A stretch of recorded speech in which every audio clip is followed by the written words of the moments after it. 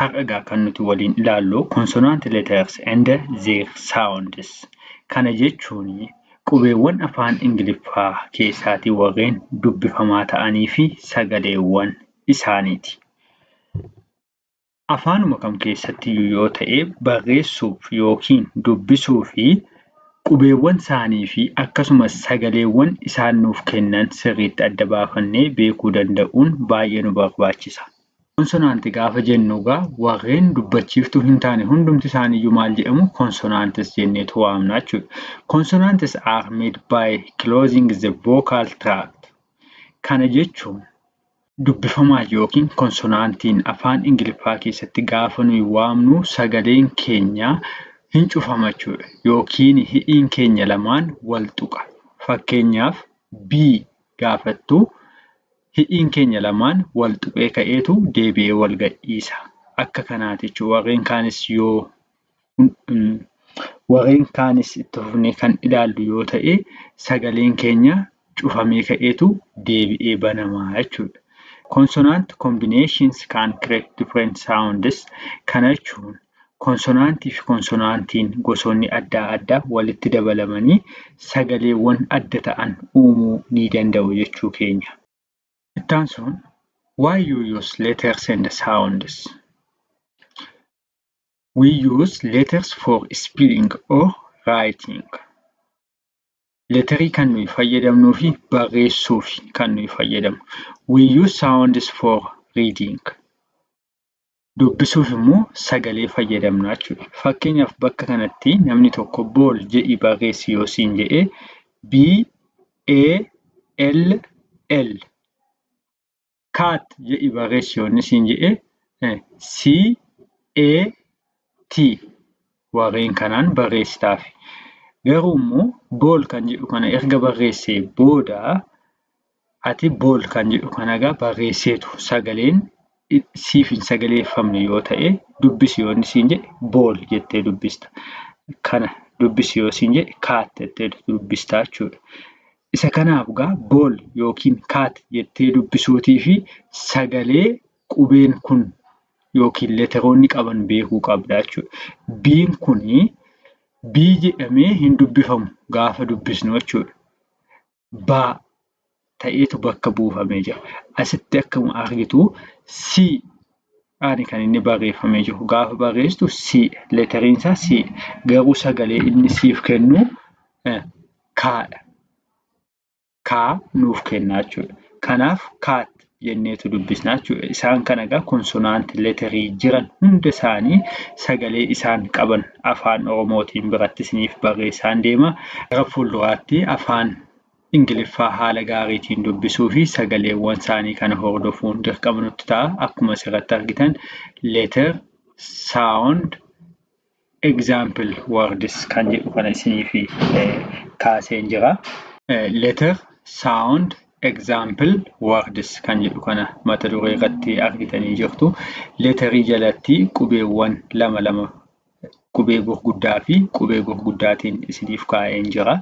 Isaan kun egaa capital yookiin upper case warreen jennu yogguu ta'u warreen gamanaan barreesseeru hundi isaanii immoo small yookiin lower case warreen jedhamanidha.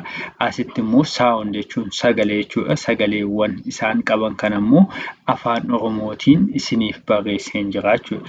Asitti immoo jechoota keessatti sagaleen kun akkamittiin akka inni dubbifamu kan waliin ilaallu ta'a jechuudha. Letter, sound, example words. Letteriin tokko sagaleewwan inni qabu gama kana jalatti barreessineetu jira. Akkasumas jechoota ittiin sagaleen sun dhugumamoo dhugaa miti jedhu asiin jechoota kanarraatii adda baafachaatu deemna. Gamanaan egaa letterootatu jira. Ittaan sun soundiitu jira. Ittaan sun jechootatu jira. Amma egaa biin sagalee tokko qaba. Innis akka baatti kan inni dubbifamu. Bool, booy, buuk. Siin sagalee lama qaba. Al tokko akka kaatti dubbisna. Yeroo tokko immoo akka saatti dubbisna. Sagalee lama kana qabaachuu isaatii fi seerota mataa isaanii danda'an ni qabu. Isaan kana viidiyootti aanu keessatti ni ilaalla. Siin egaa akka kaatti gaafa dubbisnu kaat. Si akka saatti gaafa dubbisnu siiti kan jedhu ragaanuuf ta'u. cat, cake, city, circle. Diin sagalee tokko qaba. Innis akka daatti kan nuyi dubbisnu. Jechoota keessatti waliin haa ilaallu. Dog, door, duck.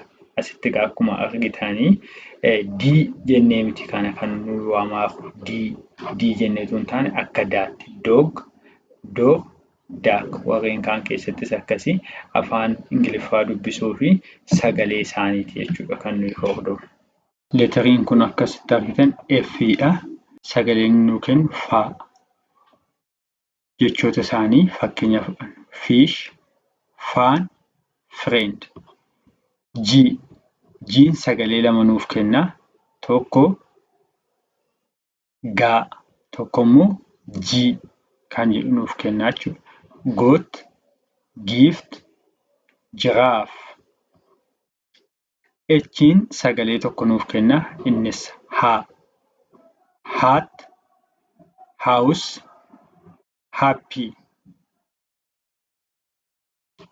Jechoonni kun sagalee haadhaan kan isaan dubbifamanii jiran. J'n sagalee jaa jedhu nuuf kenna. Jechoota isaanii haa ilaallu. Jump, juice, jacket. K sagalee kaa jedhu nuuf kenna. Kite, king, kind. L'in sagaleensaa laadhaan kan inni bakka buufamu. Lion, lemon, love. M'in gaafa dubbifamu yookiin sagalee tokko qabanis maadha. Moon, milk, mother. N'in sagalee tokko qaba. Innis naa jenneetu dubbisna jechuudha Ingiliffa keessatti. Nose, nest, name. P'n sagalee tokko qaba. Innis afaan Oromootiin paa jedheetu kan inni bakka buusnu. Pen, pizza, park. Q kan jennu saawundiinsaa Q kan jedhuma yogguu ta'u, afaan Oromootiin hamma tokko Q kan jedhu haala kanaatiin bakka buusuuf yaadeen jira.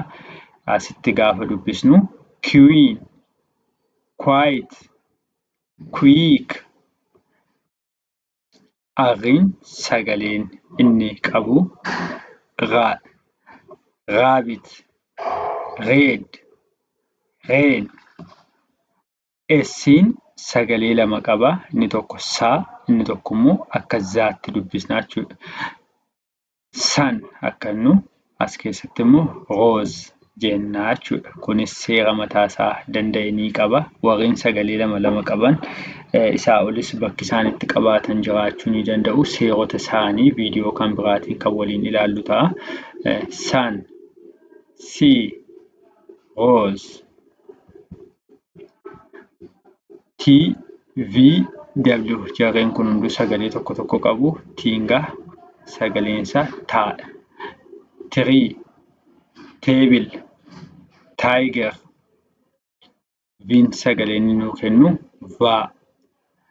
Van, vase, very.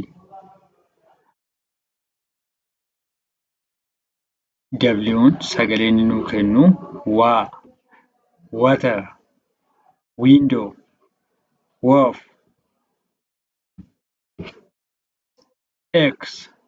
X'in sagalee lama nuu kenna. Inni tokko curse, girls. Gaafa dubbisnu KS kan inni nuu kennu yookiin kaa fi saa walitti kaas. Box. Asitti immoo X maaliin bakka buuti? Akka gaafizaatti. Girls. Exact inni dubbisna jechuudha. Jechoota kana box, fox, exact. Y'n sagalee lama qaba. Y'n yeroo tokko akka dubbachiiftuuttis yeroo isaan itti nu fayyadan ni jiru.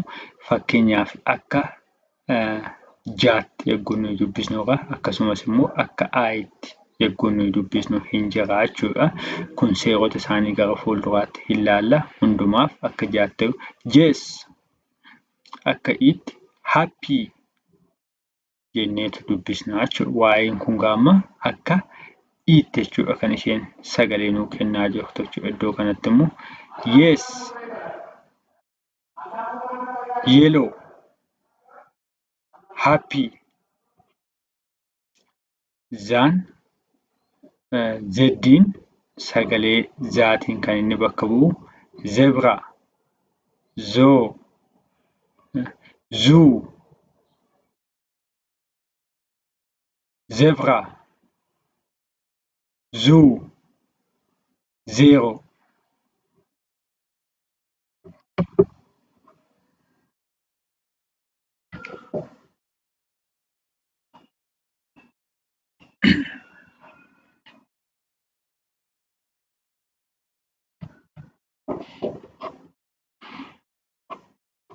Afaan Ingiliffaa haala gaariitiin barreessuu fi dubbisuudhaaf wantoonni hordofuu qabnu egaa leeteroota isaanii sagalee isaan qaban maalidha kan jedhu sirriitti beekuu qabna. Isa kanaaf irra deddeebi'uun leeterii fi saawundii isaanii fakkeenyota adda addaa fudhachuun shaakalaas ni jenna. Itti aansuudhaan leeteroota sagalee lamaa ol qaban seerota isaanii isiniif qabadhee kan dhiyaannu ta'a. Gara fuulduraatti viidiyoowwan gama afaan Ingiliffaa dubbisuu fi barreessuu haa ta'u akkasumas afaan Oromoo wajjin wal qabatee jiran irratti barnoota baay'ee argachuudhaaf chaanaalii keenya sabiskiraayib taasisuu hin dagatinaa. Hiriyoonni keessanis akka irraa fayyadamoo ta'aniif sheer taasisaa fi kan irraaf qabnu asuma irratti kan goolabnu yogguu ta'u yeroo itti aanu wal argina.